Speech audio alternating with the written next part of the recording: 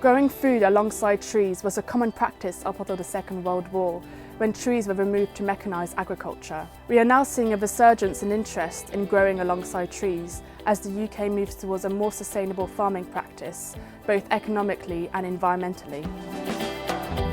Planting trees within horticultural enterprises can add value to your business by providing shelter, increasing soil organic matter, improving water management and natural pest management, as well as producing additional crops such as fruit, nuts, firewood, timber and woodchip. We started our market garden 13 years ago now. We grow all kinds of things, lots of fruit and grapevines, an annual veg, and now thanks to Forest for Cornwall we've got our cider orchard planted. The aim is to actually make us a little bit more robust and have another income stream. We've lost whole crops if we've got frosted at some point, and apple blossom hopefully will be a little bit later and less chance of getting frosted, so hopefully we'll always get apples for cider production. We then went on an agroforestry course and discovered Italian alders. They're very easy to manage. They have a long season when they're in leaf, which is great for windbreak. They support lots of wildlife, they fix nitrogen, and their leaf litter is really helping to improve the organic matter in our soil. One thing that the windbreaks really have let us do, which I just can't imagine we would have done without them, is to have polytunnels here. Planting trees really quite close to the tunnels has stopped the worst of the wind, and the real bonus of that's been that we get a bit of shade in the summer as well. I'm Amelia Lake and we're in the Real Food Garden. We're regenerative food producers. We supply veg boxes. I have on-site farm shop. We supply really high quality meat.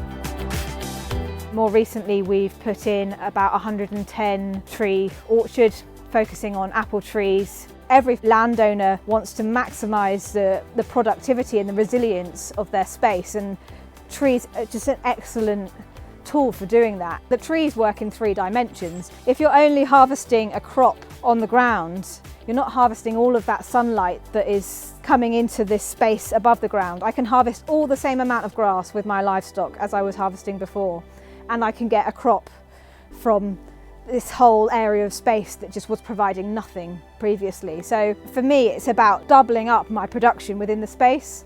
But we also put in 2 shelter belts, each containing about 200 trees. A shelter belt formed of natural native species was a fantastic choice for us. We looked at species that were going to have flowers for pollinators, berries for overwintering birds.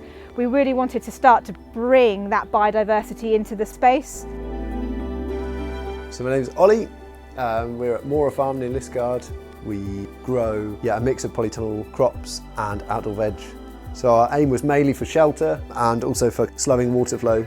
We used to have a lot of water runoff from the top field, which went through quite a few plots. The aim was to kind of redirect water and kind of slow it, particularly when it's like really heavy rains. And that seems to have worked quite well. We haven't had any erosion since then. And we kind of broke this field into plots and then immediately planted elder rows down through. So I mean, having that help to actually get the trees in was mega. You might want to think about coppicing or making wood chip, but do you have a use for that wood chip? Have you got the ability to make the wood chip? Is that going to be an important part of the business for years to come? For us, it certainly is. It's organic matter, and I think as fertiliser costs go up, we're going to be looking for other sources of fertility more and more. And for us, thinking about soil health is something that was definitely a consideration when we thought about what we wanted to grow and how we wanted it to be managed. Forest for Cornwall has been amazing. I wouldn't have planted a lot of the trees without that help. I felt really lucky.